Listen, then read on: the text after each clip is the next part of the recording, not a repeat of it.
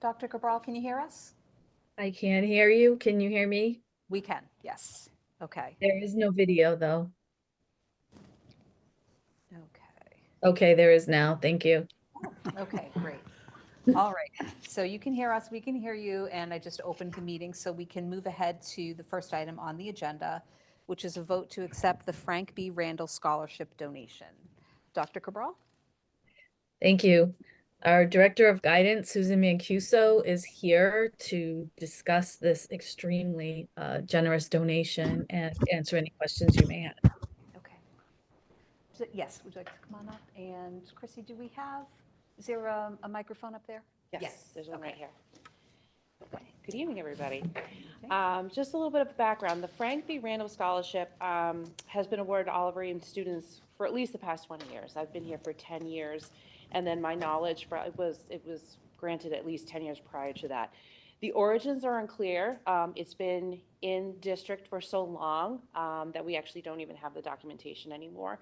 But it has been managed by the Bank of America, the trust, since its beginnings, from our understanding, with specific instructions to award approximately $1,000 to 2 to 4 students annually based on the annual interest. With no family members attached to the trust, and Bank of America is looking, their philanthropic division reached out to us. They're looking to clean up and consolidate a lot of the trusts that they're working with. So this wasn't the only one, but they want to terminate their relationship with this trust. So we turned to the town of Easton, and with the help of Linda Hawks, who's been fantastic working with the Bank of America managing this situation, we have been approved to transition the balance, the remaining of this trust, with your permission, to be managed by the town of Easton. We do actually have 14 other scholarships that are currently managed by the town, so this wouldn't be unfamiliar. In total, right now, it's $116,137.60, which, again, if we're really looking at awarding scholarships off the interest every year, this could really go on for a long period of time, and it's a significant amount of money for students. So we're hoping that the school committee will consider approving this gift. Okay. I'm sorry, can you repeat how much it was? Sure. $116,137.60. Okay. Great. Do any school committee members have any questions or comments? for No, Ms. well, Mancuso? yeah, I'm old, but and the name rings a bell, but I don't really know where that came from either, I was so. hoping you might know. So you don't feel so bad. Our But historian here for the I'm going to district. find out. I'll find out Sunday, yes, okay. And I'll let you know. Thank you, please do. Any other comments from the committee? Are there any terms assigned to the scholarship that we should be aware of in terms of who can receive it or anything else? No, basically the terms were just the $1,000 to 2 to 4 students annually based on the amount of the interest accrued that year, which we can check with Linda on. We have, since I came on board, I followed what the process had previously been, which was it's GPA based. And we'll continue to do $1,000. Correct. All right. This is, we're always in awe of all of the scholarships that are available. So I see no reason to not move forward with transferring this over to the responsibility of the town, as similar to the other scholarship funds that are being managed at the town level. So with that, would somebody like to make a motion then to, so this is coming in as a donation? Is that how that's how we're framing it? Dr. Cabral, does that?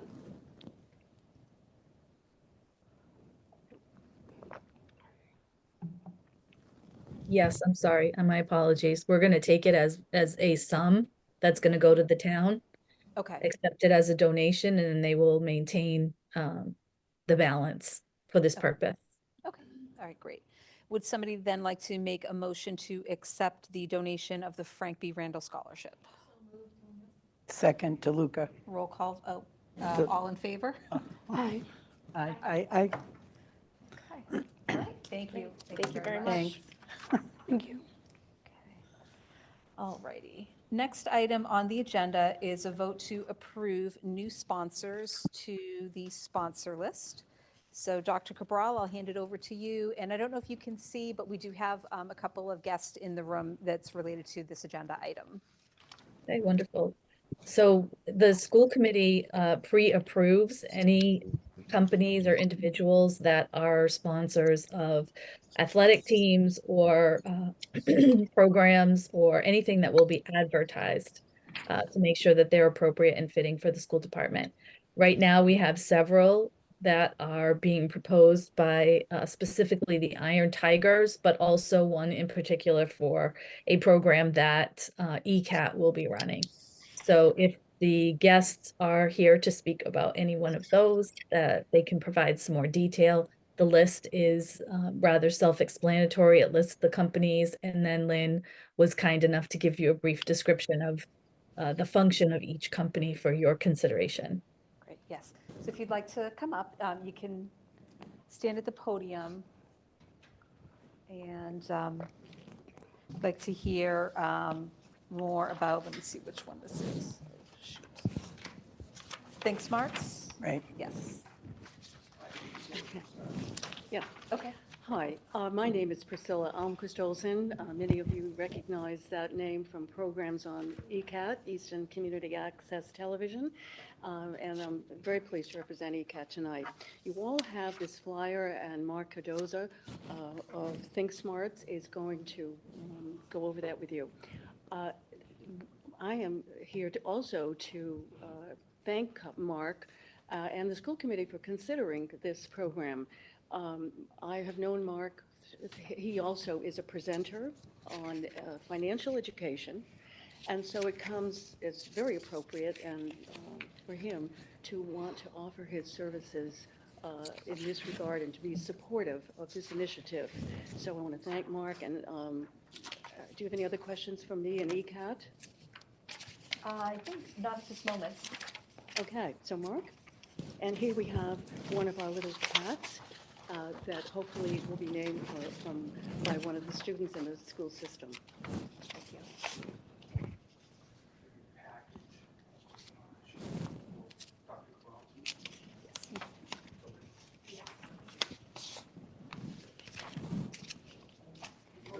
One more thing I want to say. Mark has produced a series of 6 educational episodes that will be appearing on ECAT in the very near future. And so he is doing this as a volunteer, giving of his time and energy, and now he's giving of his financial support here as well. Thank you, Mark.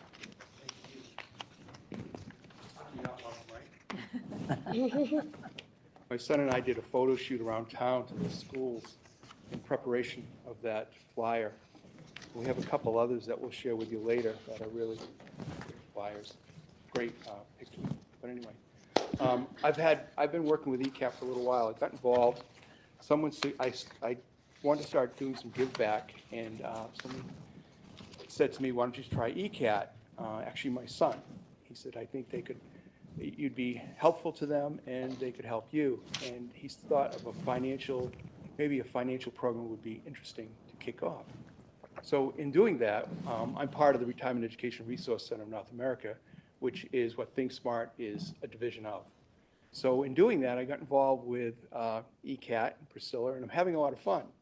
One of the problems they're having is streaming is taking over a lot of is hurting revenue. So as people stream, they go away from Verizon and Comcast. And in doing that, we get hurt. So we've lost a lot of money. We didn't lose it, but we didn't get money last year that we should have normally gotten. So we're coming up with unique ideas. This is one of them. For a small donation, you can get a cat, which is wonderful. It's like a tiger cub or kitten. And so this is one of the ideas we came up with. And in doing that, I think we're trying to name it. And I think someone said, let's offer it to the school committee and let's see if we can have the school name the cat. That's wonderful. I said, well, you know what? That also coincides with what we do with Think Smarts. And that's why I said, you know what? We can run with this. We can use this as a platform to name it, but we can also put Think Smarts in the twist and we'll fund it. So that's how it works. So I get it. You don't know what Think Smarts is. No one does, okay? And that's exciting because we've been working on it since 2015. So it's a work in progress and it's development. So we started with publishing a book called Positioning for Retirement. And it went national. It's done very well as a book, but it's for older people, okay? It's for people that are probably 30, 40, 50, and up to 70 and 80 years old. So in doing that, we step back, and if you go to the second page here, you see the board of directors. We step back, and first, Dr. Carol Brown is a PhD in education. She has a bunch of degrees. Then there's Professor Timothy Gagnon.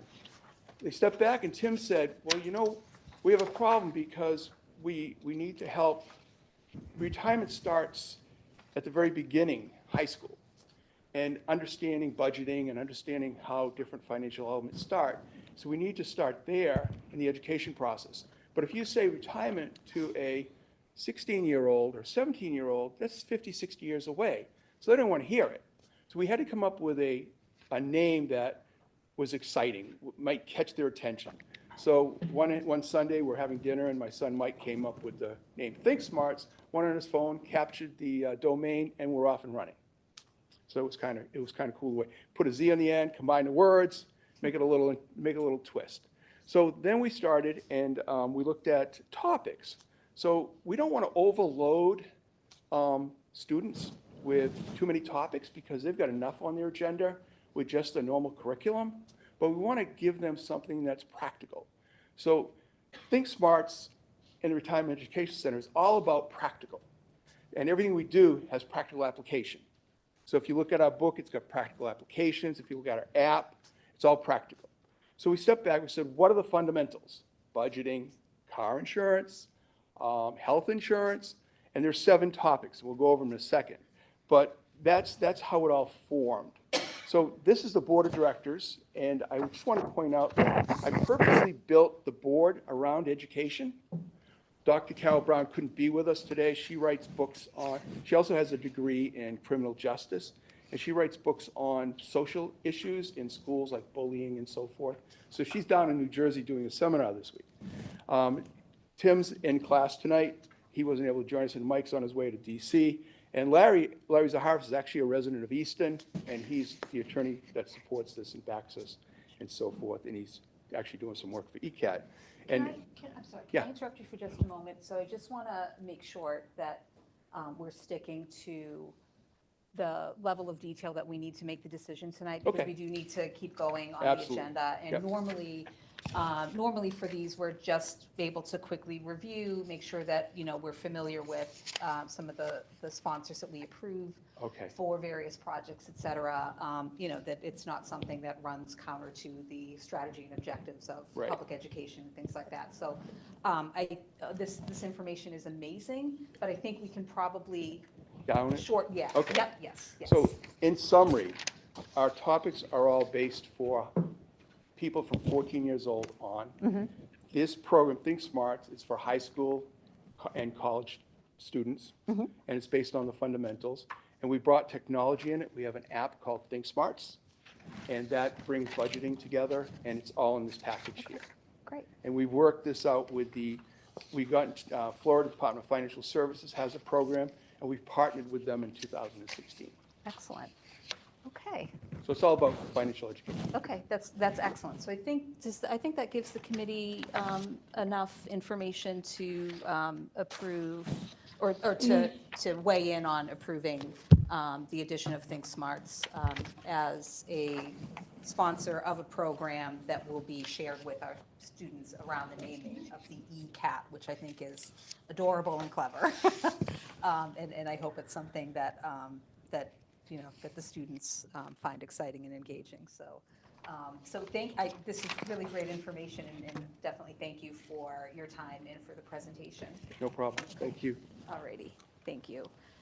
So let's see. So just reviewing some of the remaining sponsors on the list that have been suggested. we have Barrett Technology LLC, Barrows Insurance, Lansdowne Inc., which is a landscaping company, MG Enterprises, which is a local repair shop, Micropower Direct, the Middlesex County Deputy Sheriff's Association, Northeast Mechanical, Think Smarts, which we had this wonderful presentation on, and UG2, which is facilities and janitorial. So does anybody have any questions or concerns about any of the other sponsors who have been suggested? Okay, Kelly or Nancy? Oh, good. No? Okay, all righty. Great, okay, so would somebody then like to make a motion to approve the additions to the sponsors list? And can I get a second? Sorry. DeLuca second. Okay, and no, not roll call vote. Aye. All in favor? So are we we're going forward with this? Yes, so I think the voting item was just to approve the sponsor. Yep, and then it's within Dr. Cabral's discretion as the superintendent to approve the, The flyer? yes, the Flyer, flyer. right. Yes, so you just needed Mrs. approval of the sponsor. Mrs. Souza can notify Think Smarts about the school committee policy disclaimer that goes on the flyer, and then it should be in good order to go. Okay, yep, and I think it's on. It is on the here. flyer, Yep, yeah. Yep, so the flyer Okay. does look good. There is one typo on the back, in the Second paragraph, the E in Blanche. Yeah, You have it in the first one, and, yep, but other than that, not you maybe, but, yep, it looks good to go. but it is a good flyer. Oh, sure. Yep. So it says here on the flyer, talk to your teacher for more information. Our teacher is going to provide it with. There was a list of questions that I had sent. That Alicia wanted to know how to tell the teacher, something like that. I don't know if you got it. I don't remember getting the questions, but I'll look again, and we can talk. Okay. Yeah, before the flyer goes out. Okay. And I'll And be in there's touch with our- Kim. I'm not sure if Mrs. Pruitt's microphone is on, but we can't hear what she's saying. Okay, can you hear me now? Yes, thank you. Okay. I just asked about, there's a statement on the front that says, talk to your teacher for more information. And Ms. Souza just talked about an email of questions that Mrs. DeLuca will look into. Perfect, thank you very much. All right. Great. Thanks very Thank much. you. Yeah, go ahead. It came up, do we run this through right from kindergarten to high school, or do we run it through? Is that one of the questions that was on the, I don't remember seeing questions. What school, yeah, how far do you want this to go? How you want it to be distributed and. No, so right now, the way this is set up, we're going to go right from the elementary school right through to the high school. Someone had suggested we go to just the K through 5, stop there. Oh, I think I had said that. I said if you did the initial K through 5, and then if you wanted to go to middle and high school after, when I was talking to Kim. Yeah. Yeah. So we'll talk and we'll get it figured out, all right? Okay. We'll do that this week, beginning of next week. Okay. Excellent. Thanks. Thank you. Thank you. Righty. Next up on the agenda, we have approval of the meeting minutes from March 7th. So we can, let's take a look at those first. Okay, does anybody have any questions, comments, or edits for the March 7th minutes?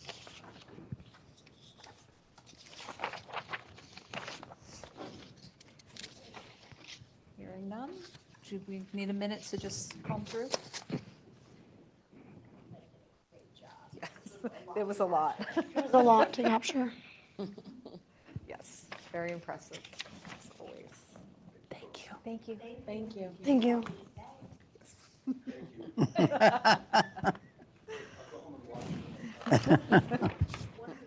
Both Mark and I are OA grads.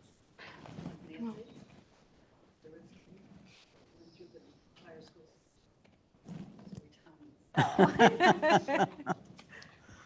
Thank you for coming. Okay, so minutes from March 7th. I'm hearing no questions or comments or edits. Alrighty, so I'll make a motion to approve the meeting minutes for Thursday, March 7th. Can I get a second? Second, DeLuca. And all in favor? Aye. Aye. Okay. And then next up is the workshop minutes from February 15th, and I will make a motion to table these to a future meeting because I neglected, Lynn, to get you the comments that I had on those. So that was with me. I apologize for that. So can I get a second then on a motion to table the workshop minutes from 2:15 to a future meeting? Second. And all in favor? Aye. Aye. You can raise your Sorry. hand if that's easier. That's true. All righty. Next up on the agenda is the schedule of payments. Since the school committee last met, warrant 060S has been approved. Okay. And then we have our student representative to the school committee update. Marvel? Yes, okay, so today's a little bit shorter, but still very action-packed. Regarding Blanche Ames, many faculty and administration had originally worried about challenges proposed with the new building and staff. However, many are thankful for the plethora of new opportunities the building has offered, as long as students. Students are very happy with not only the building, but opportunities that they're able to now flourish and that are now highlighted through a bigger building and more staff. And then regarding Richardson Olmsted, Citizens of the Month, again, amongst all grades, have been able to meet with the administration and discuss various concerns from the student perspective and also highlight features of the day that students enjoy throughout the year so that administration and staff have a better understanding, especially as the school year comes to an end. With the middle school, a variety of clubs and activities have been meeting, and they've just been growing and thriving throughout the middle school population, which is always great. And then finally, in Oliver Ames news, lots of good news. Both the high school Friday and Thursday jazz bands won gold medals at their recent competition and will go on to the gold medal showcase at the Hat Shell in early May. And then the high school produced musical Shrek this year is running tomorrow, March 22nd, and then Saturday and Sunday, the 23rd and 24th. And then lastly, 10 of the Oliver Ames students in the art program were recognized in 2 Massachusetts awards programs, so shout out to all of those students. And then overall, there's just great progress that has been made as students excel both academically and in extracurricular activities. Great. Thank you. Great update. Does anybody have any questions or comments for Marvel? Great, thank you. Okay, let's see. So next up is the approval of proprietary platforms for the district, and this will require a vote. Dr. Cabral? Thank you. We are well into the progress of our security project in the district. We are working with our owner's project manager as well as the designer. And in part of that project, we have been meeting regularly with our wonderful first responders, both police and fire, who have been helping us make decisions along the way. One of these is the use of the systems in the buildings. There's a lot of technology involved, and for the long-term viability of the system, we are looking for the school committee to vote on a series of proprietary platforms.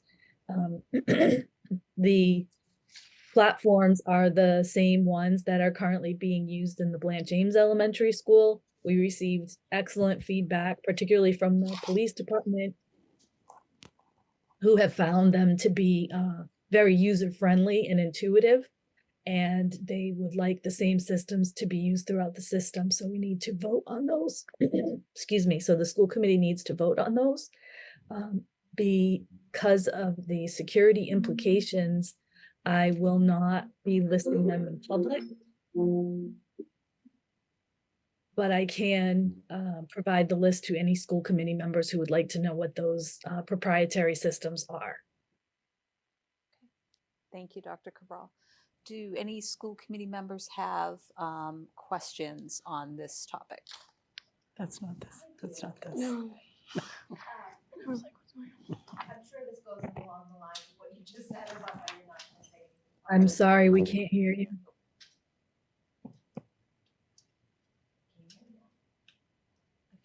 Yeah. now that Can it's you hear me working. now? Okay. I think this is probably along the same lines of what you just said about not releasing things in the public, which I totally understand. But are they like processes, or are they like technology platforms? Great. It's a great question. It's many different systems, from our video management system to the intrusion detection system. They're all separate systems, but in terms of the proprietary aspect, I can give you an example.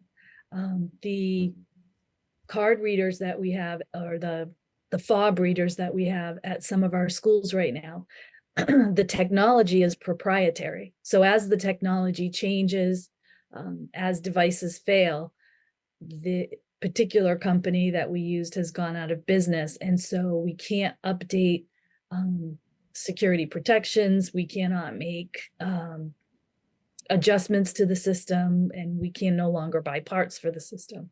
That's because it's owned by that company.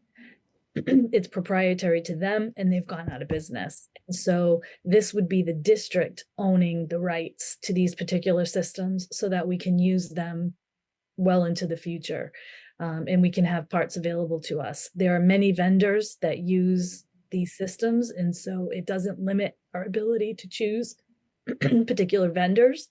It just gives us the right to ask for certain proprietary systems that will talk to or be compatible with the system at Blanche Ames. Thank you. So I have lots of questions and no voice. And I apologize because I'm a technology person, so I can't help but ask. Are the systems that are used elsewhere that we have then customized for us? So they are vetted with other school systems and well established, and do we have support from a third-party vendor for things like upgrades and security risk from a cybersecurity standpoint and all of those considerations, or are we trying to maintain the whole thing in-house? This is, these are the systems that are currently at Blanche Ames. So we have them now. They are the access control system, the video management system, the intrusion detection system, the video intercom system, the visitor management system, the duress system, and the AED emergency phone towers. So it's the technology that's used for each of those functions. And were they created just for, I mean, we must have bought these off the shelf and then customized for us. Is that correct? Yes, but we're going to go out to bid for the procurement, for the bids for the building to do the work. Right now we're in design. We want to make sure that the vendors are going to be using these exact systems. I see, rather than bringing a new set of systems in place. Correct. Okay. Do we have any concerns about our ability to maintain them over the years when we no longer have those vendors supporting us? I did ask those questions. I will admit that I am relying on the security consultants and the security company. From what I am told, these are companies that they expect to be around for quite a long time. Technology that is adaptable, much more advanced than what we have. And the systems we have now, we have been using for almost 20 years. So if we can get 20 years use out of these systems securely, that would be great benefit to us. Any other questions? Not at this time. All right. Let's see. So would somebody like to then make a motion to approve the use of proprietary platforms for the district security? So moved, DeLuca. Can I get a second? Second, Loomis. All in favor? Aye. Aye. All right. Thank you, Dr. Cabral. Next item is a vote to approve the district's Student Opportunity Act SOA plan. I understand Mrs. Pruitt will be presenting this. Yes. Dr. Cabral, did you want to say anything first, or? No, it's fine. Okay. Go right ahead. Okay. Give your voice a rest. I know. That's the Student Opportunity Act was enacted in 2019, which provided funding for, additional funding for schools throughout the Commonwealth that were serving students with the greatest needs. This law also included a critical provision that requires every district to set clear targets for improving disparities in achievement among student groups and develop a 3-year plan to implement evidence-based strategies to meet their targets. We are due, every district throughout the Commonwealth will be submitting the Student Opportunity Act plan, whether they receive funding or not. It is part of the law. And so before you, you have the proposed plan. The difference between the Student Opportunity Act plan and a district improvement plan is that this plan in particular narrows in on a specific subgroup. We have identified that our students with special needs, identified with special needs is an area that we need improvement for. So we are focusing our plan on our MTSS model, which is the multi-tiered systems of support and intervention, to have a clear system in place throughout the entire district, and that we will be working on for the next 3 years. We have to estimate the costs that is associated with this. However, these are all funds that would already be targeted for or earmarked for utilizing to implement this program. It's too bad that Mr. Davidson's entry plan is not being reviewed first for you, because I think that this will be highlighted in his entry plan. So he and I were able to sit down and talk about this before I actually put this together. So this is before you for your approval. If you have any questions, you'll see one portion is highlighted, because that is, I will need to input that it is approved when the date is that it is approved.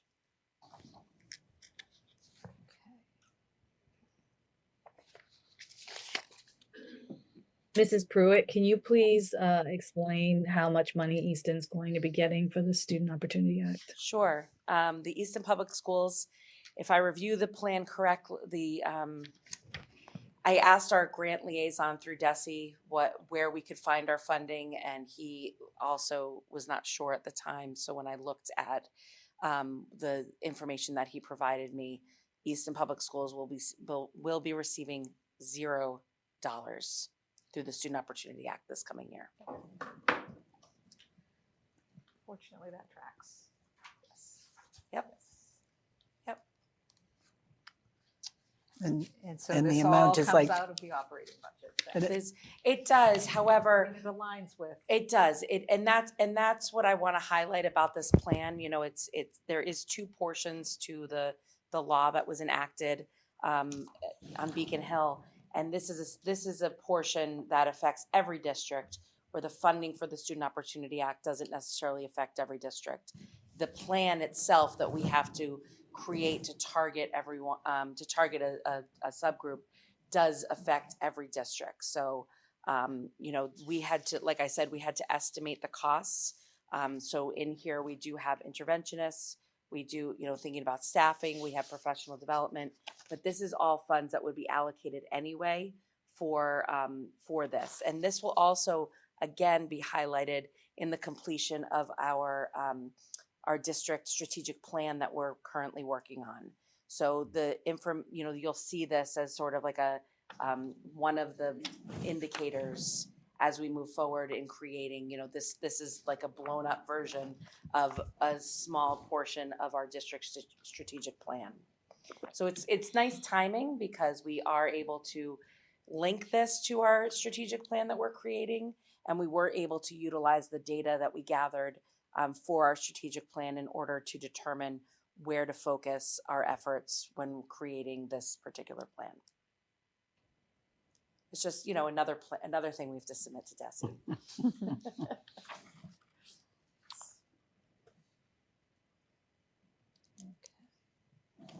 It's noted in here that it's for specific learning disabilities. So you mentioned that it was for a particular subgroup. Is there a subset of learning disabilities in particular that we're trying to work through? So within the data that we have looked at, we noticed that our students that are identified with specific learning disabilities is they are identified at a higher rate I see. than others. So that is something that we have discussed, and that is part of the data that we've shared with our cabinet, with our executive team, and our strategic planning team as well. And those are students that we can really target for intervention beforehand, before they actually get diagnosed. The testing process for specific learning disability is a little bit more subjective than some of the other identifications of special ed students. I just want to provide a bit of context that has to do with the budget and not necessarily the Student Opportunity Act. A good number of these interventionists are currently being paid for with the ESSER funds. These are the COVID funds that are about to expire at the end of this year, at the end of the calendar year. And it's very important to note that they are a critical part of our SOA, our plan to help close these gaps for students, and that they're not currently part of our operating budget. So that is a very serious consideration for next year's budget. We're not going to be able to move them into the operating budget this year because of lack of resources available from the state and the town. So it is going to be something very important to keep our eyes on for the next fiscal year. Do you have a sense of the cost of that? We typically set aside $25,000 for our interventionists. For each interventionist. I'm sorry, thank you, each interventionist. Yeah, so that's the Yeah. the 150 150? staffing. Mhm. Yeah, so 6. That's over 3 years. Yep. So the allocation of fund is for the 3 years. Yes.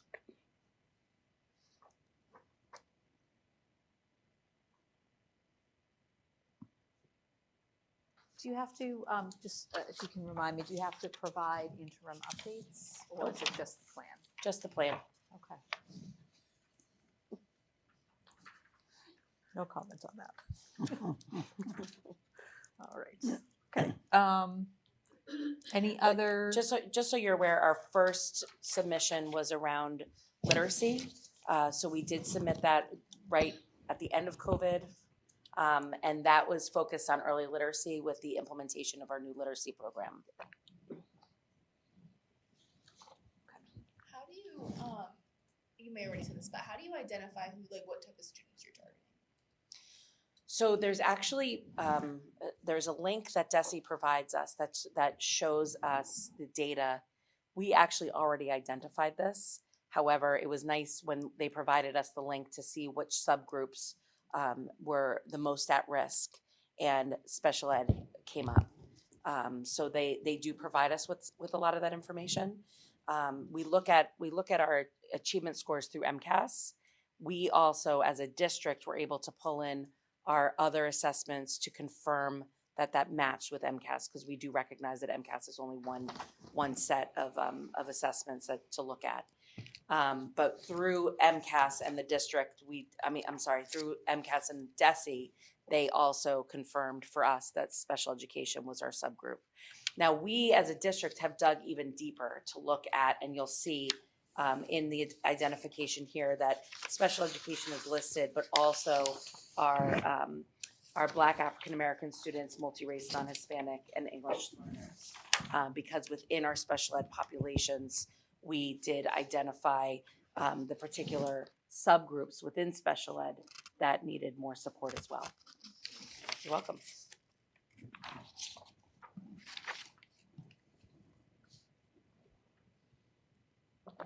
Does anybody else have any questions for Mrs. Pruitt? Any additional comments? This is very robust and detailed.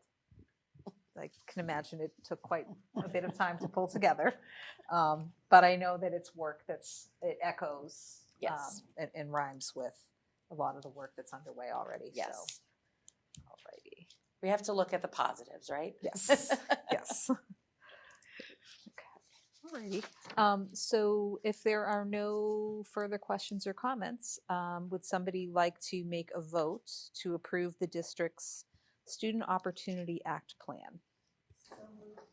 Second, DeLuca. Roll call, all in favor? Aye. Aye. All right, thank you. Thank you. Thank you. Thanks.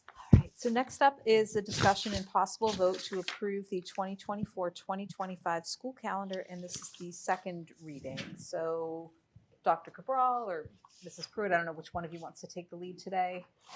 Dr. Cabral? Sure. So we always have a minimum of 2 readings to provide the opportunity for public participation. There were a few considerations that we were asked to look at the last meeting.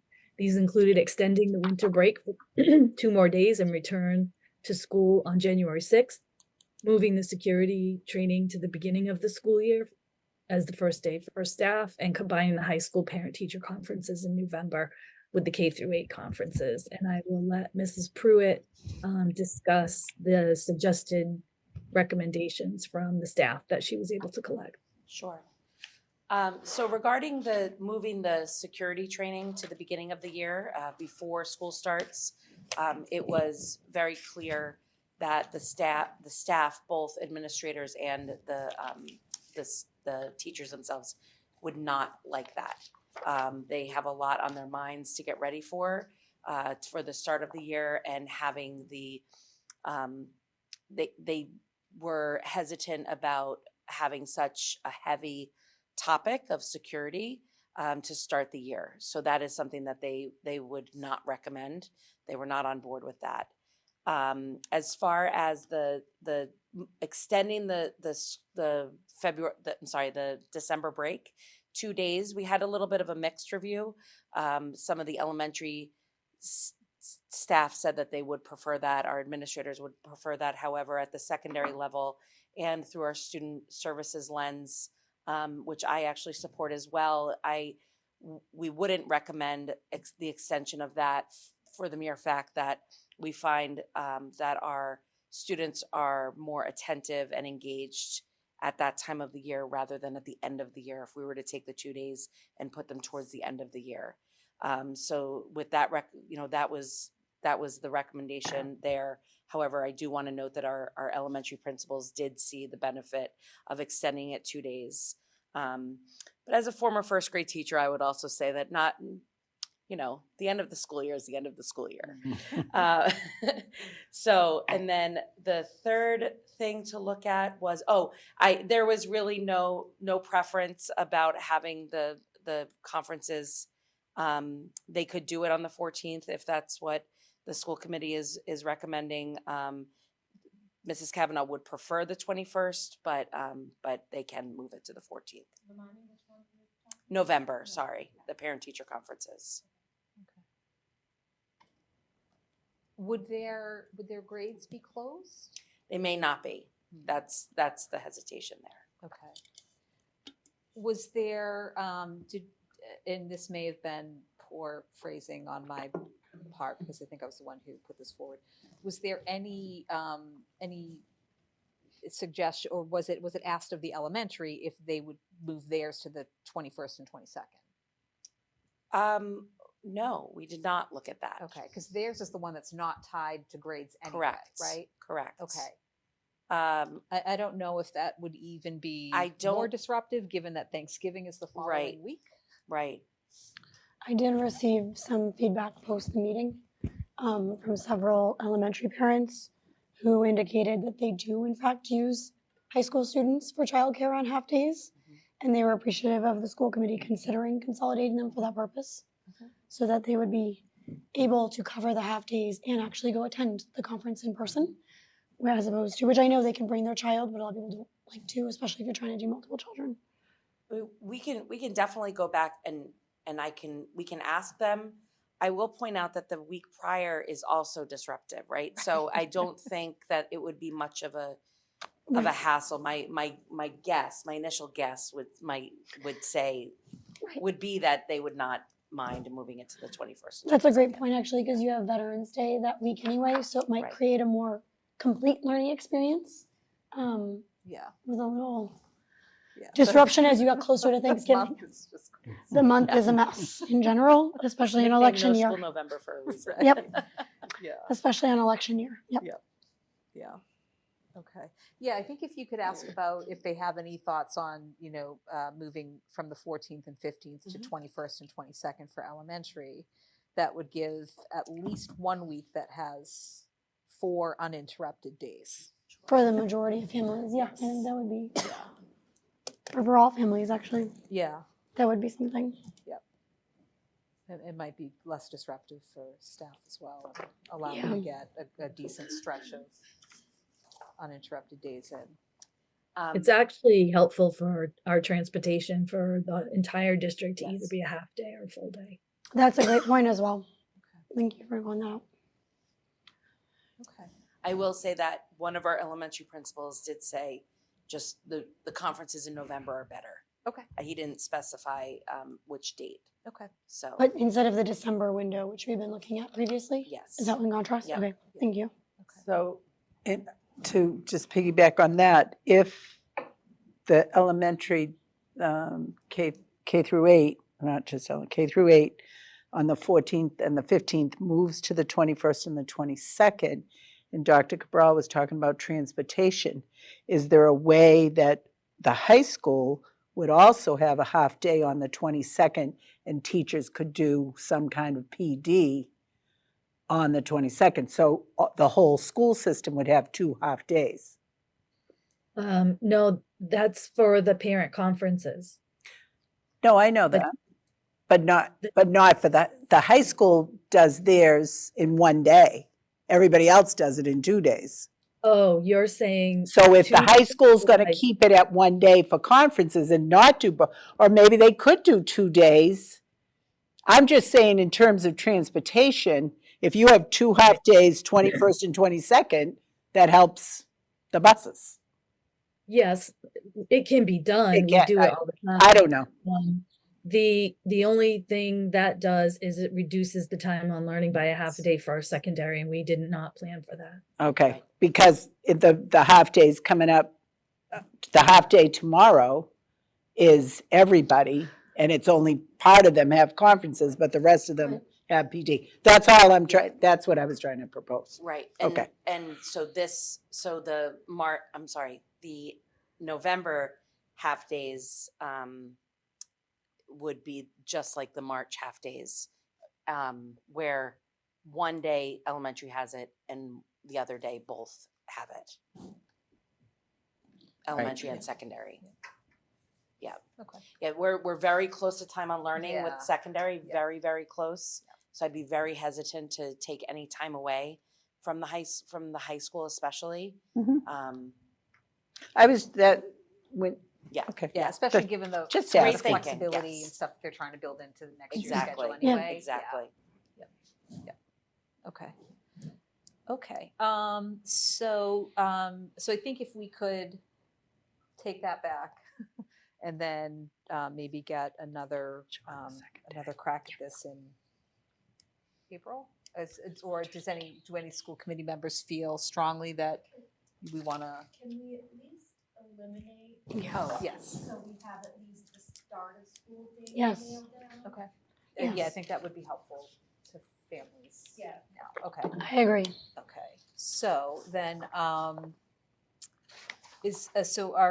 there any committee members who would be in favor of, option 2, which is similar to option 1, but moves everything back a day, in terms of the start date, or of option 3, which has the start date for students falling after Labor Day?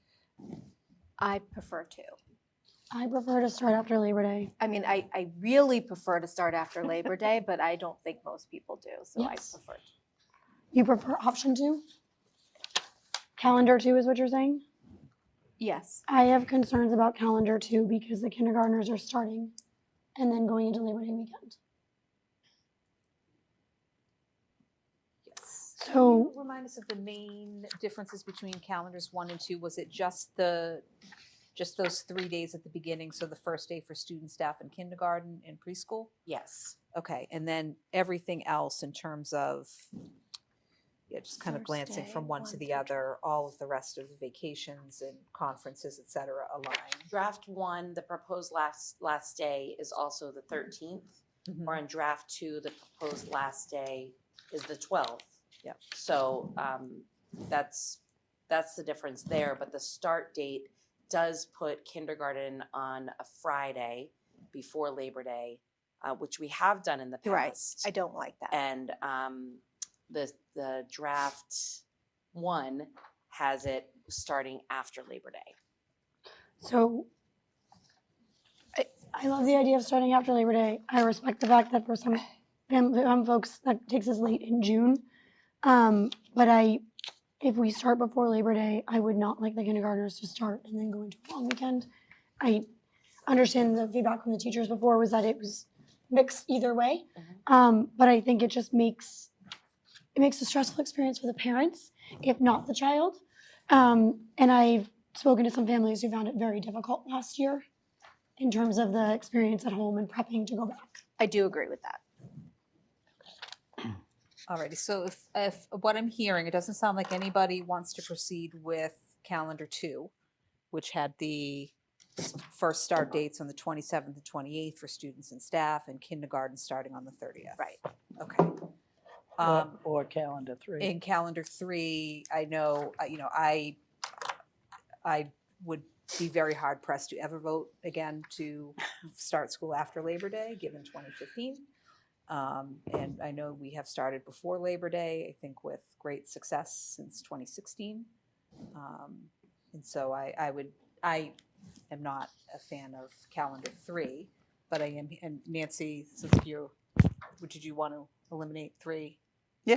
Okay, so we've got a couple of us who would be comfortable eliminating 3 today, but I'm not hearing that unanimously, so Oh, I want to be I'm in- respectful of everybody. I will support that. I do think at some point we revisit it if we continue to not really have a lot of snow days, because I do think it's equally hot at the end of August and challenging. And it also has all of the earlier we start, the earlier all the sports teams start, the earlier they're out in the heat running in the middle of August. So I just think there's That's balancing. dictated by MIAA. It doesn't, our school start date doesn't affect athletics. It does dictate how long they can spend though, because they're not in class.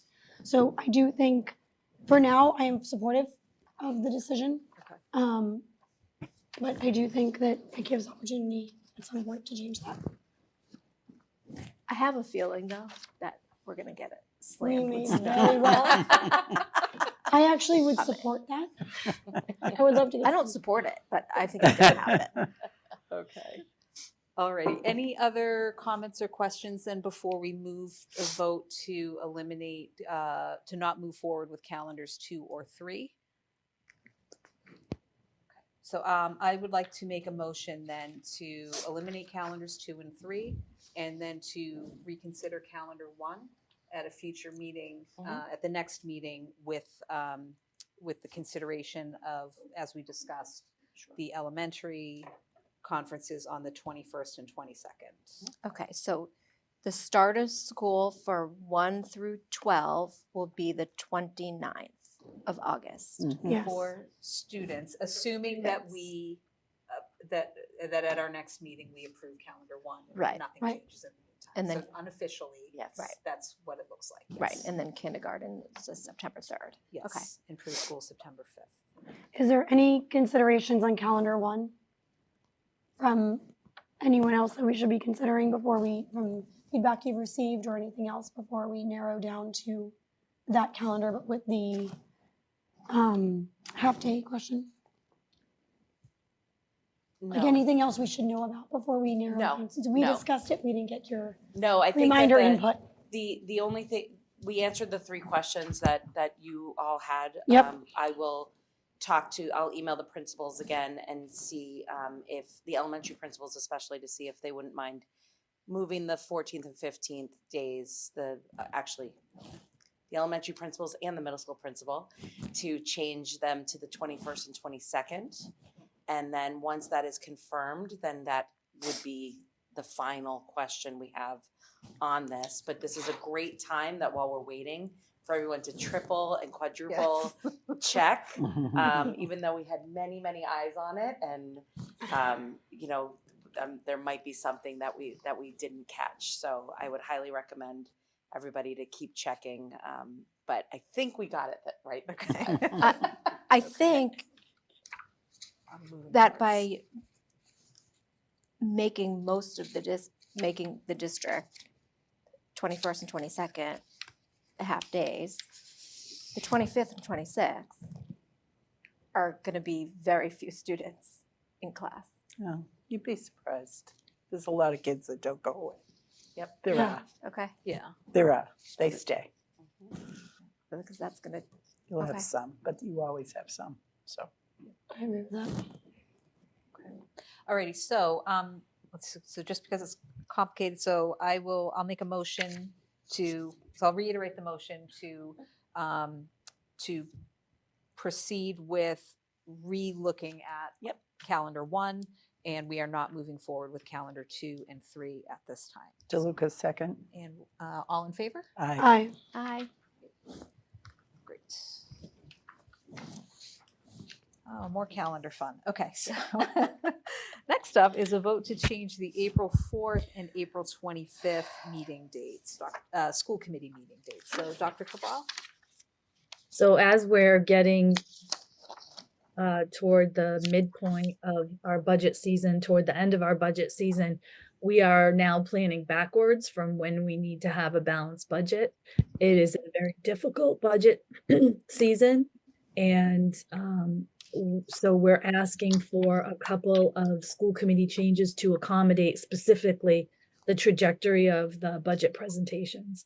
So we have a public hearing, which happens annually in conjunction with the finance committee and the select board. Unfortunately, that conflicts with the school committee meeting. And so we're asking to move the meeting the day before. I usually like to get a vote on the school department budget from the school committee before it's presented to that joint board. And then the second request is for earlier in April. Our next school committee meeting is scheduled for April 4th. We are working very hard with the town to make reductions that don't have significant impacts on student services. And I believe we're going to need an extra week for that. And so we're requesting that we move the April 4th meeting that has been scheduled to April 11th for that purpose.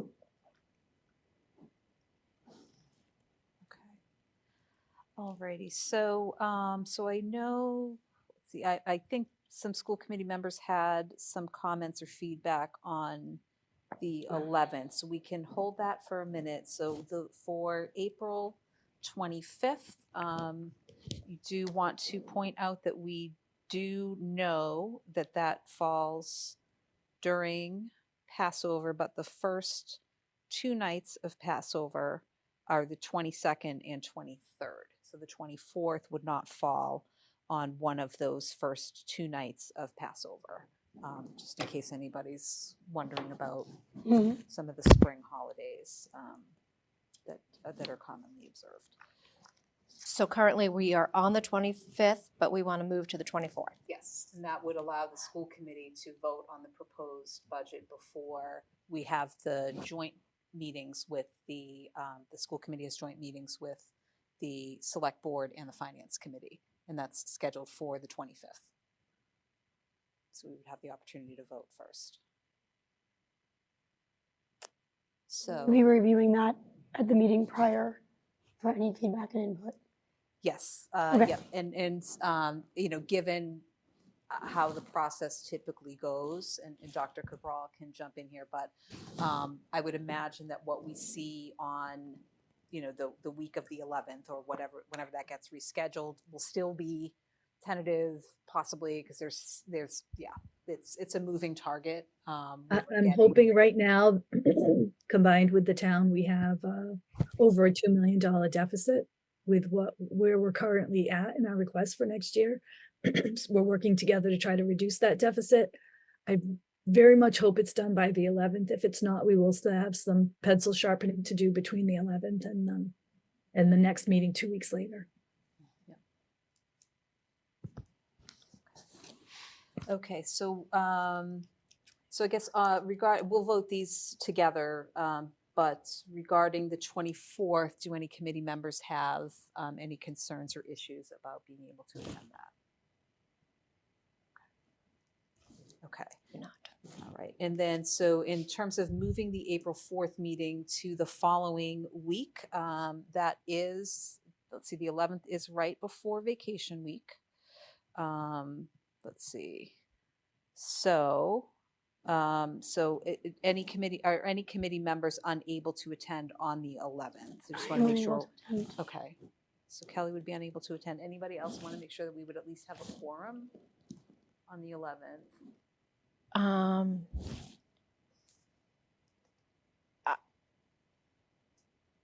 I would need to check my flight, Okay.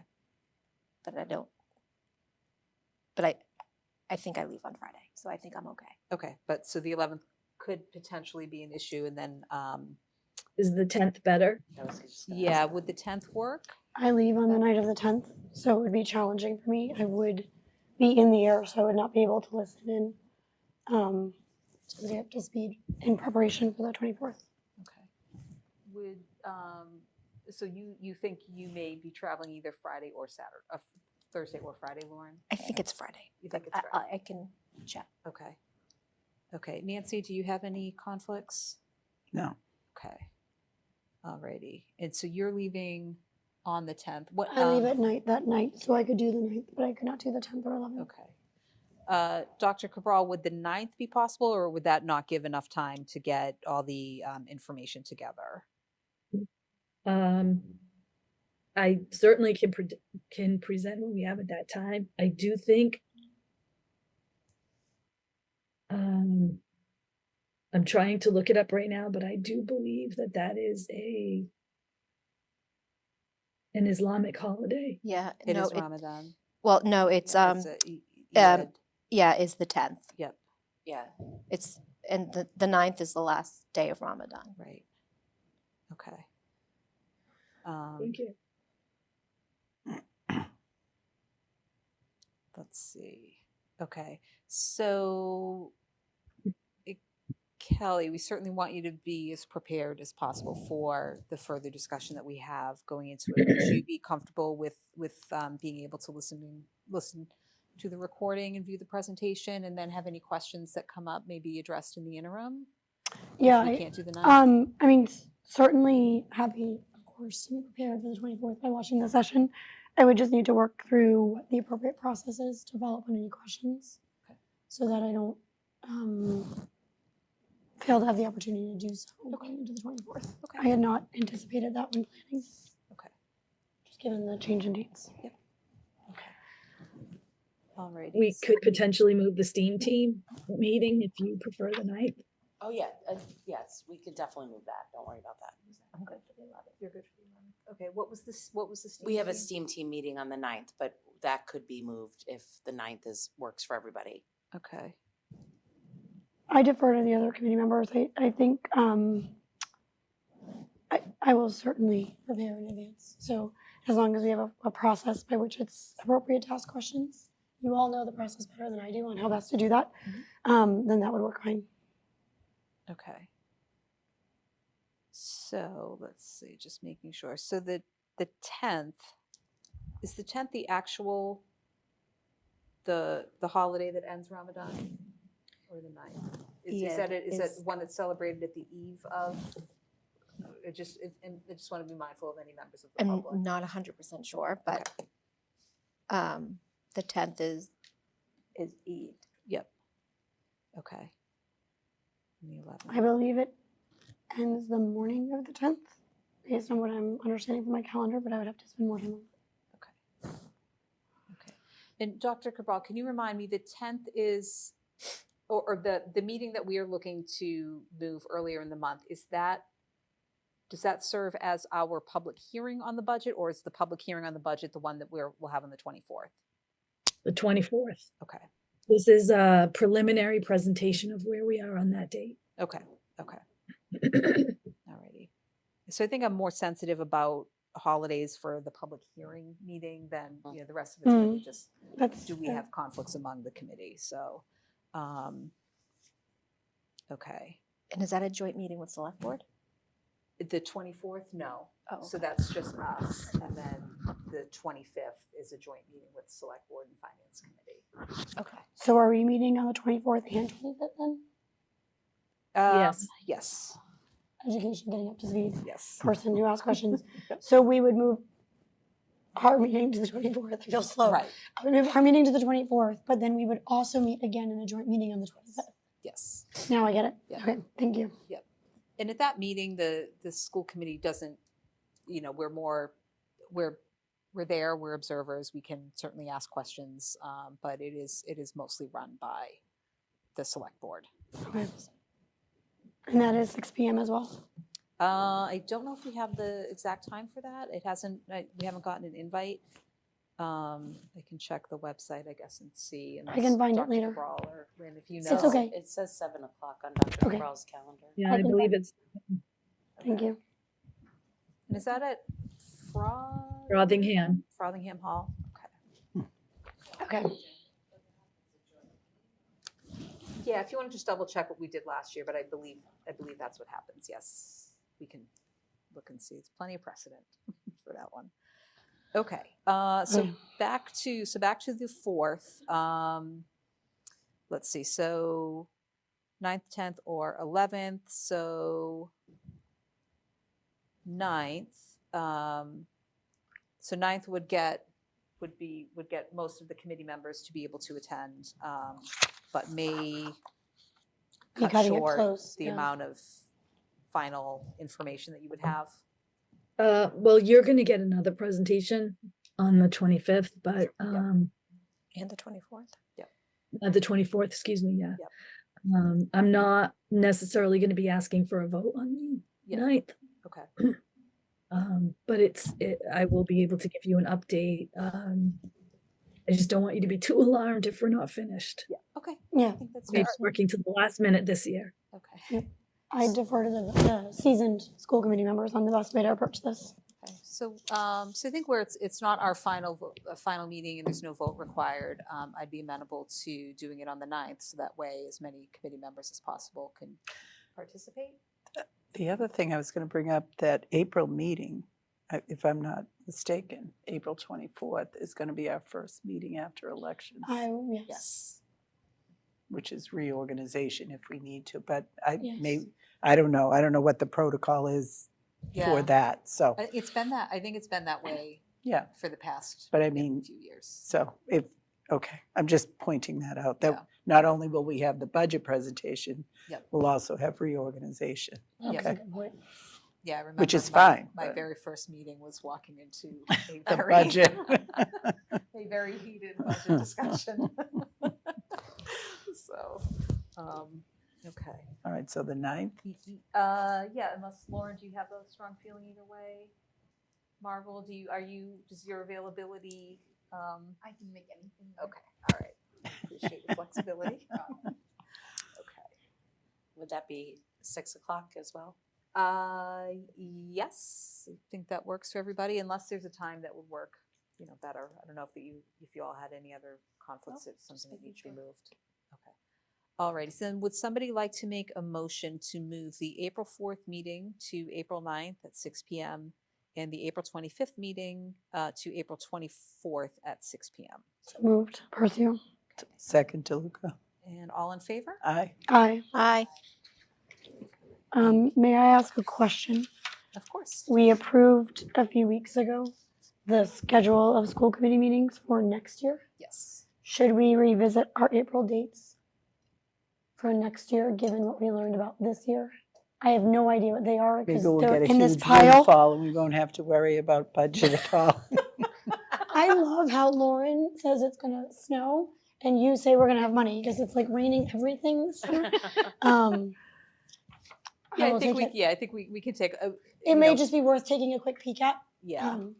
Yeah, we're at the mercy of what our partners in town are our scheduling. So, Right. yes. I was thinking more of giving sufficient window to prep, that if we have to move the April dates tighter together, Mhm. to give the team more time to prep the budget. Yep. I don't recall how we, Yeah, we I can have a take stack look here and somewhere, see. but we may just want to look so we get ahead of that. Yeah. After that, we're at the mercy of our colleagues. Mhm. Good point. Okay. So next item on the agenda is a continuation of our discussion from the last meeting about possibly adopting some resolutions or advocating for some resolutions that are expiring from MASC. So we went through the various items 2 weeks ago, and so just leaving this as an open item in case any committee members have had time to take a look through, and if you feel like you would like us as a committee to take up any of these resolutions to advocate for them at the state level. So I think if I recall correctly from reading the minutes last week, we had some interest in Resolution 2 from 2019, which was pertaining to educator diversity and professional licensure, school transportation, which was Resolution 3 from 2019. I think Resolution 5, which was full funding of transportation costs for students in foster care. So I know those stood out. I'm just checking the meeting minutes to see what else had sparked interest. Can you remind me what our commitment is if we adopt one? Yes, so that's a good question. It would be, I think, a new process for us. So I would do a little bit of learning first to see how much of a commitment it takes to move forward with a resolution. It may be as simple as just taking a vote on it and submitting perhaps some paperwork, or reaching out to MASC to let them know. These resolutions, fortunately, are already written. They were already approved by a committee. They were already approved by the MASC delegates. So I think it would be less onerous than if we were to decide to write a resolution, Right. which is a bit of an undertaking. Right. So it huge may list. be just as simple as us reaching out, and I can do that, reach out to just find out more about what is required. Okay, should we do that before we vote on I one? can do, yeah, I can. I So can we take know care of what we're that signing up for? between now and the next meeting. Are there any? I guess any feedback, and certainly from Dr. Cabral and Mrs. Pruitt, are there any here that you think align with maybe MASS resolutions or conversations that we're having with our legislative delegation, or particular topics that you would like us to make sure that MASC continues to press forward on to the extent that we can influence that? Both transportation items. Okay. Mhm. Let me just look through. See I what guess else. I want to understand Apply to us directly. why a district who once supported something would no longer want to support it. Mhm.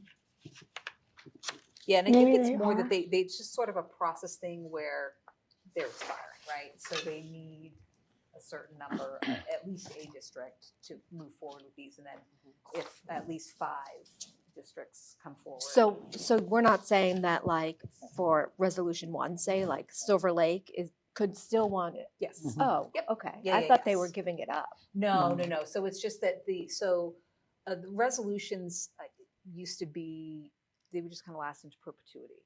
So this is just a way of kind of cleaning up and making sure that MASC is focusing only on those Got it. resolutions. Okay, I that, understand Yeah, now. that Okay. the current body still advocates for. Okay. Yep. Thank you. You're welcome. Yeah, it's new and Takes 2 we're meetings sorting for it me to out. understand, but I'll get there. That's quite all right. So let me just make sure I've noted. So there was 2 and 3 from 2019, or 2 that were called out. And let's see, so I think 5 makes sense there as well. And then Yeah, so no vote today, but I'll get more information on what is involved and if we do decide to vote to move any of these forward. I would and- also like to say Resolution 6 about the Medicare Oh, revenue getting yes. 100%. Yes. I think I posed this last time too. Are any of these, do we feel that any of these tie closely to our values in such way that we would want to consider supporting them as well? Yeah, I mean, I would think that resolution 2, which is the diversity, educative diversity, certainly. That was on my mind as well. Yeah, yeah, that's something that we have.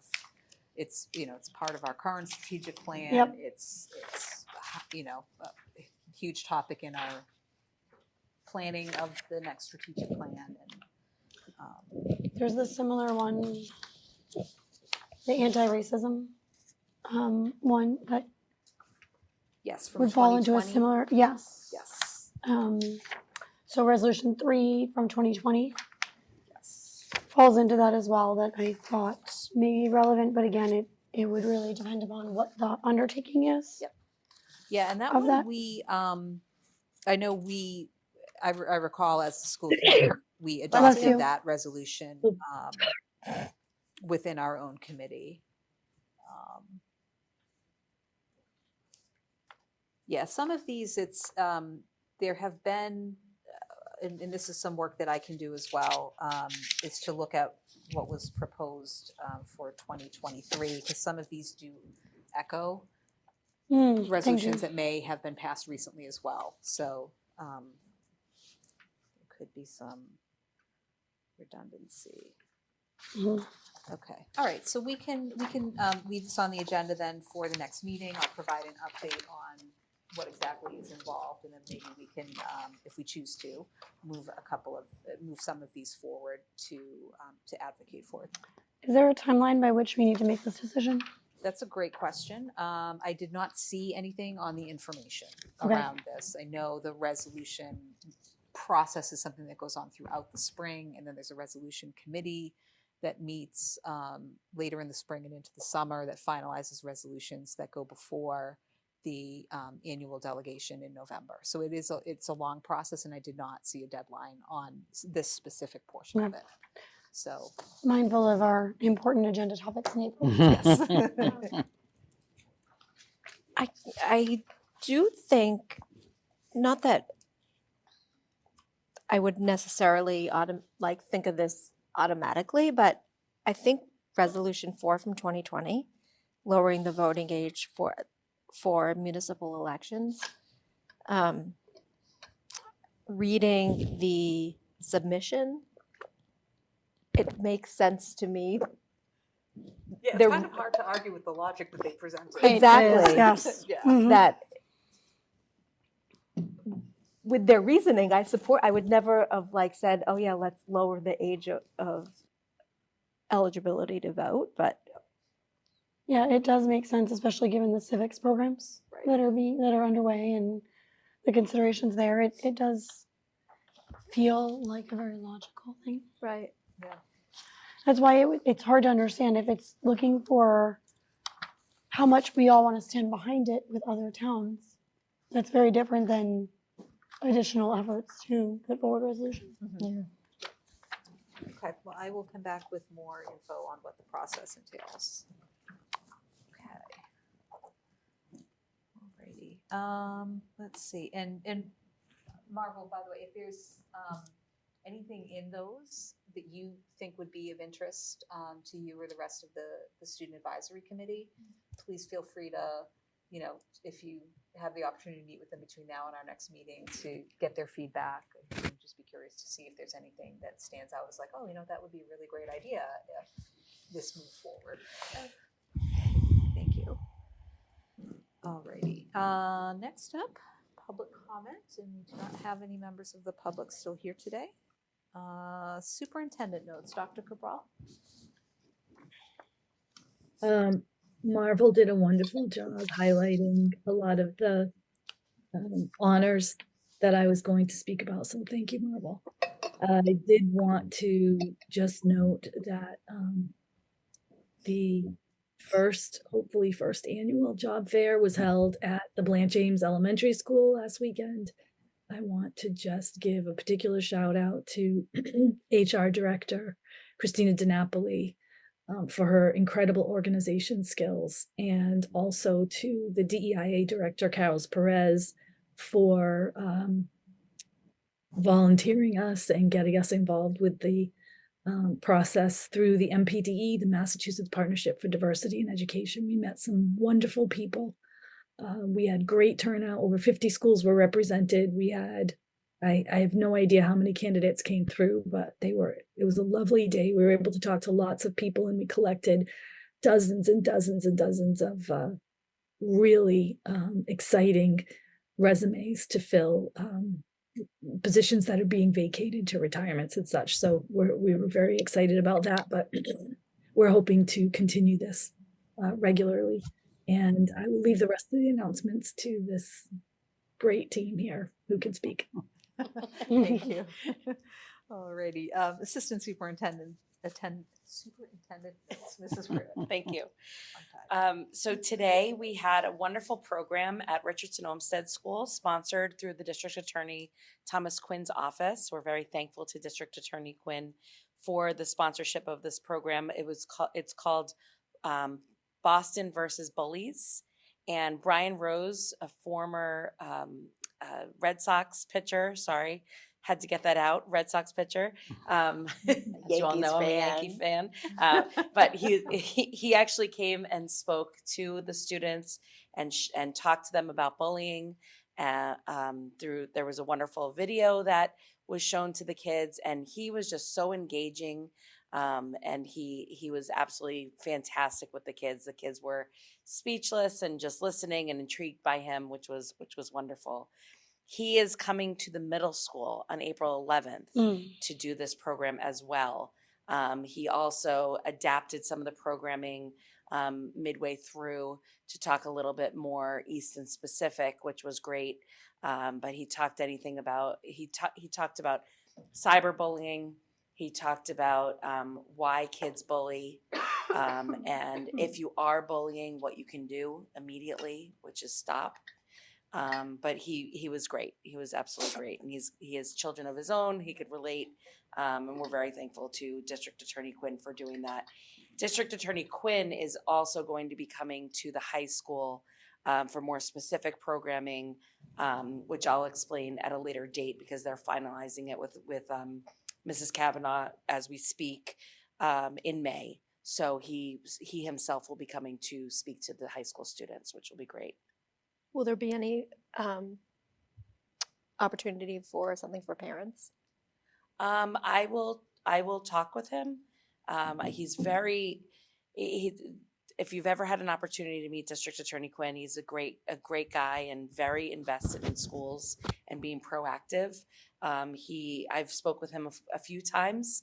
The first time he called, I was a little nervous. What did I do? Calling a Saturday? No, but he was laughing. But yeah, no, he's very invested in that, and so I will check with his office. Might be something new for them. The other announcement I have for you, just save the date. Our annual STEAM night for preschool through grade 2 students will be May 3rd. We're finalizing the time. Currently we have 6:30 to 8, but I'll get back to you on that. And it will be the first time at Blanche Ames Elementary School. We're so excited. It's traditionally been at Richardson Olmsted because of the division of the 3 schools and the space required.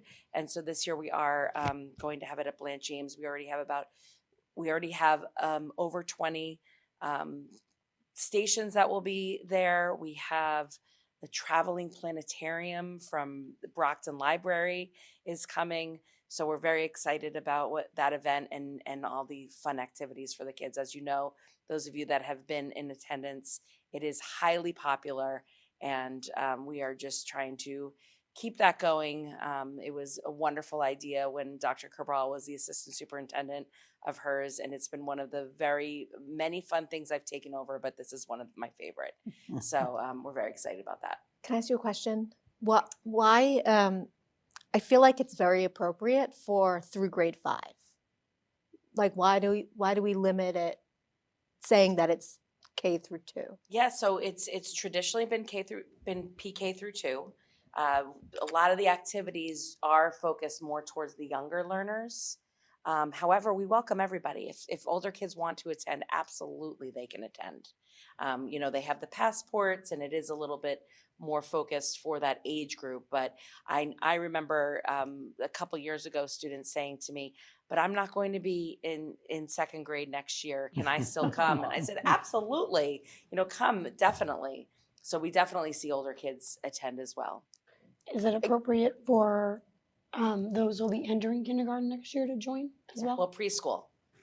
Preschool who are preschools- not enrolled in preschool through Blanche James. Yeah, I mean, we definitely have younger students attending, younger children. Many of them come with their siblings, so absolutely. Yeah, siblings are welcome. We always tell the kids we don't card, so they can absolutely come. We don't turn anyone away. Right. They are very fun and engaging activities. They are appropriate for toddlers all the way up to 5th or 6th grade, honestly. Right. The reason we open it up officially is because, honestly, because so many people come. Right. And we wouldn't have enough space for everybody. But we have thought about having also a 3 through 6, but that would be the next phase, as well as a literacy night. But these are all plans for the future. Yes. So unless you know, as a RO parent, you're not going to know.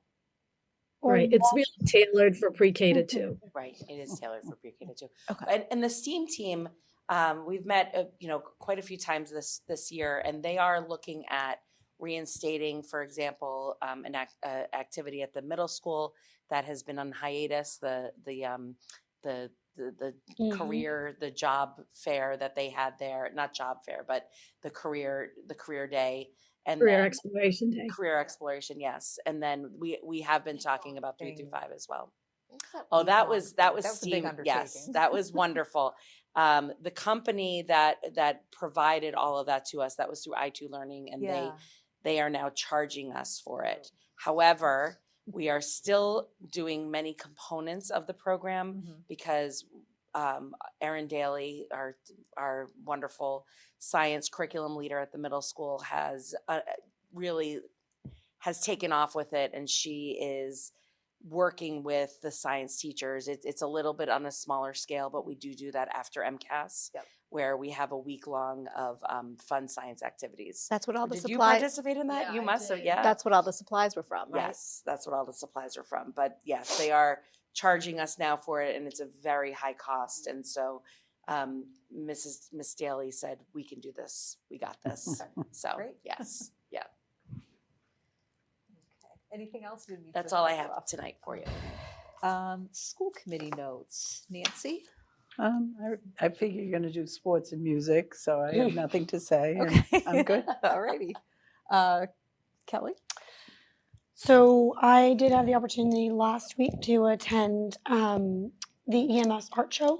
Jen and I were actually there together, so I don't want to steal her thunder, but I'll cover the art show. No, please cover It was wonderful. It was the night of the arts, and it was just wonderful to see the kids getting to celebrate and show off what they had done. There was a lot of just absolutely incredible art from the 8th graders. Very, very impressive to see the 7th graders. I can't believe just how quickly the kids progressed through all of this. And the 6th grade art was really just like so closely tied to what you saw from the 8th graders, but the progression over the 3 years was also very marked as well. So it was very, very impressive to sort of see the 3-year progression on their journey there. Very well represented from all of the kids. Great representation there, and good to see a lot of parents coming by as well. I then switched places with Dr. Cabral and had the chance to go over to the kindergarten registration night. So I was able to join a lot of parents. I was very surprised, maybe just after all the years in the district. Principal Cedarbaum asked how many families were new, and I would say at least a third or more raised their hands. So it is a very exciting wave of families joining the school system. For anyone who did not make it and is watching this and catching up, it is exciting to see that now families will register on Aspen to actually, so they will begin their journey on Aspirin with kindergarten registration all the way through. And so they'll register on Aspen, and there was a very nice reminder from Principal Cedarbaum just to make sure that you do register as soon as possible, just so they can get a sense of the enrollment for the year. But it was great to get the overview. I did have a good chuckle when he said he couldn't give any of the start of the year dates because the school committee hadn't approved the calendar yet. But other than that, it was very nice to see that. I have to say, the cafeteria was packed with families. So very excited to see, and everyone got to see the school, which was wonderful as well. Can I just want to share the online registration process. I just want to give credit to our new Director of Instructional Technology, Olivia Ramos, and our data specialist, Karen Malika. They have been working tirelessly on this with a team of people. And so they really have worked hard at getting this up and running. So we're really excited about it. It looks very intuitive, very simple to do, and saves a lot of back and forth for any members coming in with paperwork. Back and forth to the school system, trying to go during school hours. It is a much simpler process now, so I commend them for that. Okay, great. Lauren? So I and Nancy are members of the Municipal Building Committee, and we had a meeting this week, and we saw so plans are design plans are underway. And we saw a really cool fly through of the outdoor space. So they're still working on interior. So once they finish with the interior, they're going to make that available to the public on their website. So I encourage everyone to see that when it's made available, because it was really cool. What else? So parent conferences. I went to my RO parent conference today. It was lovely. And the signing up process was a new process, and it went very well. Of picking the time slots. It's the same system that they use in the middle school and the high school. And what else? Shrek is this weekend. I am very excited. It's going to be so good. I'm particularly excited for the photo op that is going to happen on Sunday. If you have tickets to the Sunday matinee, it's a $10 fee to take photos with the main characters.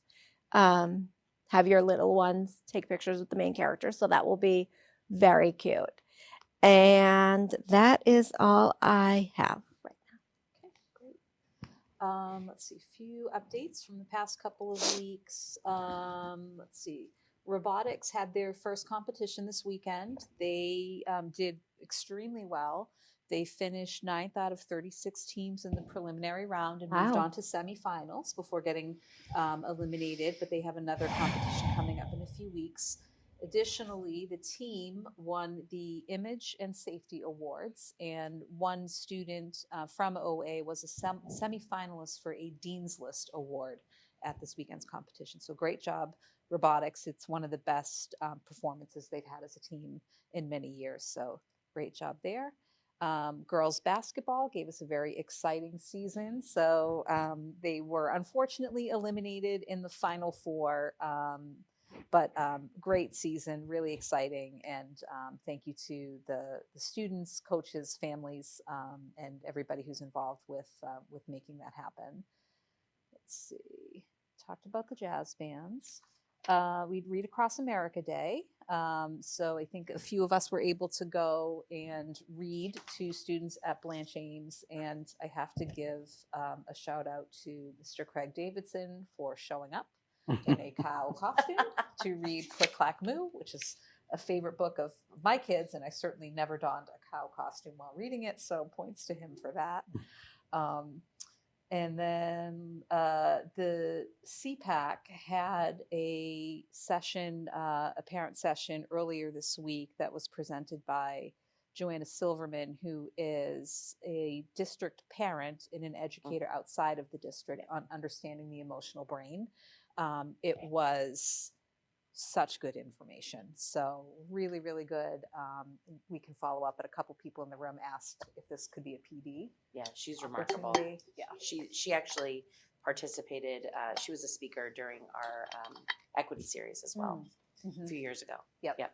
Yeah, so it was a wonderful reset for, I think, people who were dealing with really anybody, right? Not just kids, but even if your kids are young adults like mine or dealing with other relationships. So we thank the CPAC and Ms. Silverman for making that wonderful presentation.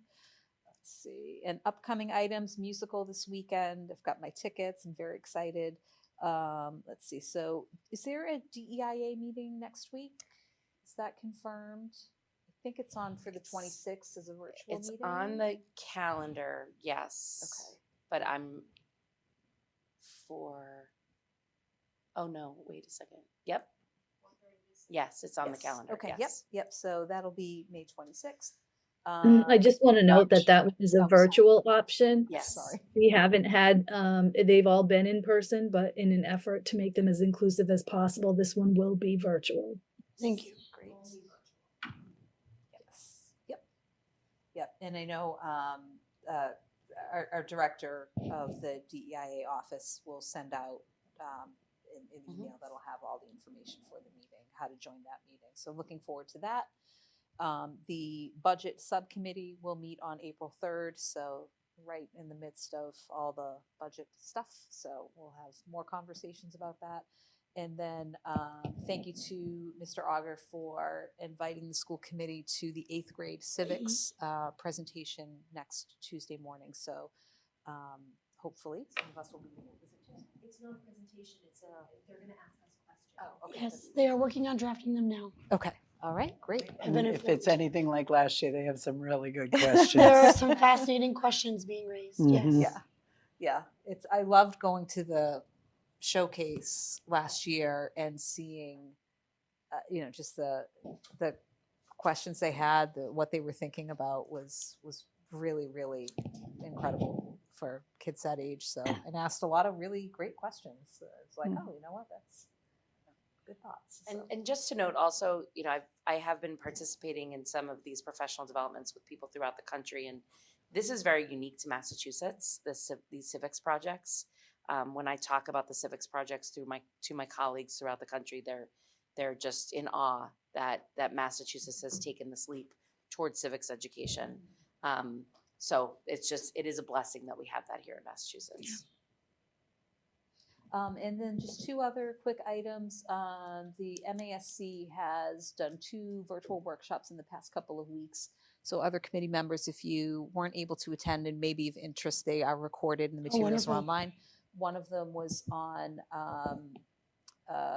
Chapter 70, the Student Opportunity Act, and had, there was some information I think that was helpful for us, especially for those who are newer, kind of understanding how the state budget process works and some of the factors that influence what we see in our budget formula. It went into a lot about high-level things like the way that the state collects data on low-income families. So using data from Mass Health and from other data sources, and how that can influence what school funding looks like on a district-by-district basis it really is interesting. So that I know that the recording for that is up.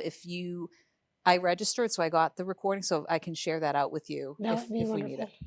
Okay, great. And then they had there was another session last night. I forget the topic, but I also received a note that they'll be releasing the recording and the materials on that. So I'll share that out. Okay, all right. Great. Just one update on the robotics team. It's actually a competition this weekend. Okay, all right. So great. wish them luck on that. Good luck, robotics. I think that is everything. All right. Yes. A lot of good stuff happening always, right? Like, the amount of stuff we have going on here just never ceases to. Never. So, alrighty. So with that, our next meeting is now on April, what did we decide, April 9th, 6 Yes. PM. And I will make a motion to adjourn. Can I get a second? Second, DeLuca. And all in favor? Aye. All right. Have a good night, everybody. Thank you. Feel better, Dr. Herbal. Yeah, everybody feel better. Thank you.